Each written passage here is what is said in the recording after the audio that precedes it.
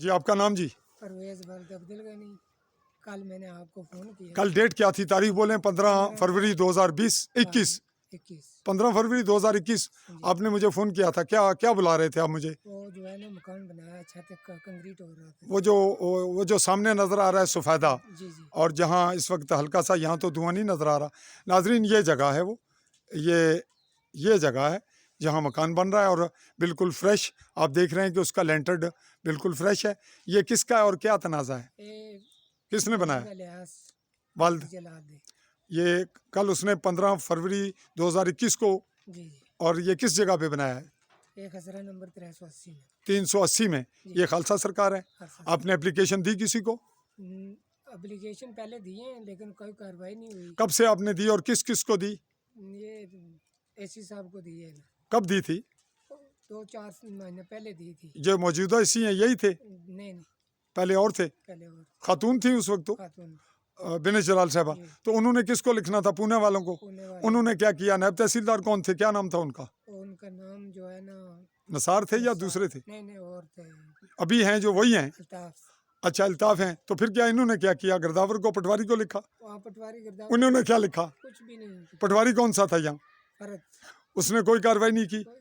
تو اب آپ نے شکایت اس کو کی تھی کہ یہاں بن رہا ہے، کوئی تعمیر ہو رہی ہے؟ پٹواری فرد کو میں نے وہ بتایا. کب کیا تھا؟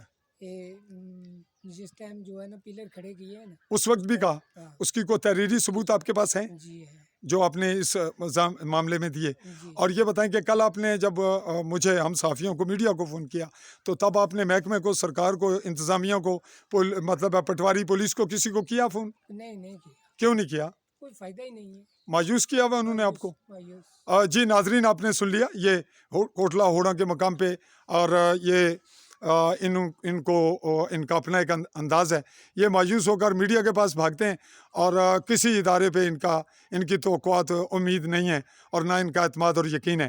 تو ہم یہ مرحلہ لا رہے ہیں انتظامیہ، اعلیٰ حکام، محکمہ مال اور وزیر اعظم ریاست جموں کشمیر، جن کے متعلق بھی اب حکومتی سطح پہ بھی تحفظات ہیں کہ یہاں پر انہی کی پارٹی یا انہی کے جو پروردہ لوگ ہیں ان کے ساتھ متعلقہ وہ بھی اس جو ہے نا بیتی گنگا میں ہاتھ دھونے والوں میں شاید شامل ہیں.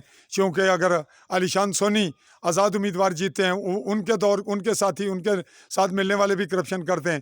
اور جو ان کے وہ کیا ہیں جی، رزاق صاحب کیا لگتے ہیں آپ کے، جو الیکشن لڑتے ہیں PTI کی جانب سے؟ اور رشتہ دار ہیں. ان کا بڑا بھائی جو ہے میرا ہمزلف ہے. ان کا بڑا بھائی ہمزلف ہے. اور آپ سمجھتے ہیں کہ وہ آپ کیا کہہ رہے ہیں، وہ کیا کرتے ہیں آپ کے مخالفین کے ساتھ مل کر میرے کو پریشان کرتے ہیں بس. وہ ان کے پشتبان ہیں. آپ یہی کہہ رہے ہیں بار بار. تو اس کی ذمہ داری آپ اٹھائیں گے؟ آپ کا ہمزلف ہے تو اس میں میڈیا کا کوئی رول ہے میرا کہ میں آپ کو اس پہ اشتعال دوں اور لاؤں؟ تو اس طرح آپ تینوں جو فگریں یہاں سیاسی ہیں وہ تینوں سے سب سے مایوس ہیں. تو اداروں سے بھی مایوس ہیں.